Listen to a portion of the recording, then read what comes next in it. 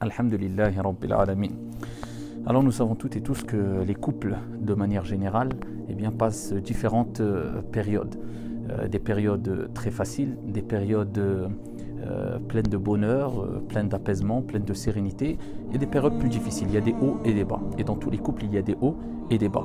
Et parmi les choses qui provoquent ici les bas, entre guillemets, c'est le fait de ne pas préserver, respecter l'intimité entre l'homme et la femme. Certaines personnes se permettent dans les couples, ça peut être le conjoint ou la conjointe, de divulguer tout ce qui se passe ici jusqu'à ce qu'ils vont même divulguer quelquefois ce qui se passe lors des rapports intimes.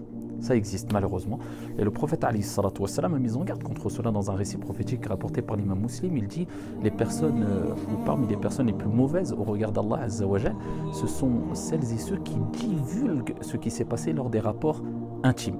Alors il faut savoir que ce qui se passe entre l'homme et la femme doit rester entre l'homme et la femme, sauf s'il y a vraiment une nécessité ou un besoin de faire intervenir une tierce personne.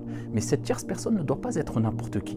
Et on ne divulgue pas tous les problèmes et tout ce qui se passe dans notre couple. Alors il y a des personnes dans le couple qui quelquefois, ou dans certains couples, dès qu'ils ont un problème, un conflit avec leur époux ou l'époux avec leur épouse, l'époux va voir les collègues et raconte tout ce qui s'est passé dans les détails.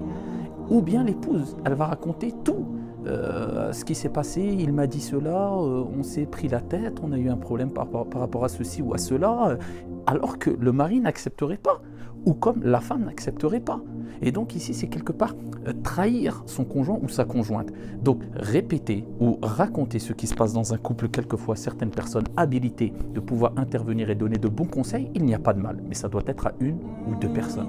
Et si vraiment il y a un besoin pour cela. Mais le fait de répéter toujours tout, ça c'est un manque de respect vis-à-vis de son conjoint ou vis-à-vis de sa conjointe. Et c'est dévoiler quelque part les défauts, si défauts il y a, de son conjoint et de sa conjointe. Et c'est quelque part une trahison et c'est quelque part scandaliser son conjoint ou sa conjointe. Donc il faut beaucoup de patience et peut-être même que la personne va dévoiler certains défauts alors que à peine ici la personne va rentrer chez elle, qui sait déjà ou elle s'est déjà réconciliée avec son mari ou le mari avec son épouse, et ils vont peut-être regretter d'avoir divulgué certains défauts. Donc il faut savoir que la personne ne doit pas considérer n'importe qui comme étant un bon conseiller. Ou même s'il y a un bon conseiller, on ne doit pas se précipiter à raconter tous nos problèmes, il faut patienter, et il faut voir si ça ne va pas s'atténuer, et il faut attendre. Et si vraiment il n'y a pas d'autre solution que de faire intervenir une tierce personne pour essayer d'être médiateur, et une personne qui a les outils pour, une personne qui a la sagesse pour, une personne qui a la science pour, à ce moment-là, on le fait. Mais il ne faut surtout pas se précipiter,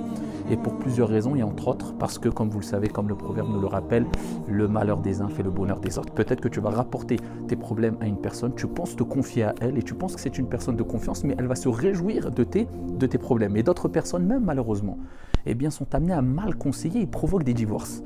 Et le prophète, alayhi salatu wassalam, il a mis en garde contre le fait de provoquer, de mettre tout en œuvre afin de séparer ici un homme de sa femme ou la femme de l'homme, c'est-à-dire de provoquer un divorce. Dans le hadith rapporté par l'imam Ahmed, le prophète, alayhi salatu wassalam, a dit « N'est pas des notes celui qui œuvre afin de séparer ici entre deux personnes, c'est-à-dire séparer l'homme de sa femme ou la femme de son mari. » Et certaines personnes le font directement, d'autres personnes le font indirectement. Donc faites très attention, ne répétez pas tout ce qui se passe, préservez l'honneur de votre épouse, l'honneur de votre époux, et ça fait partie des engagements et du comportement respectueux ici que doit avoir le conjoint envers sa conjointe et la conjointe envers son conjoint. Que Dieu préserve les couples, que Dieu vous accorde patience, félicité et réussite dans vos foyers, au sein de vos couples, et qu'Allah Jalla wa Ala vous réunisse toutes et tous au paradis auprès du prophète Mohammed alayhi salatu wassalam. Assalamu alaikum.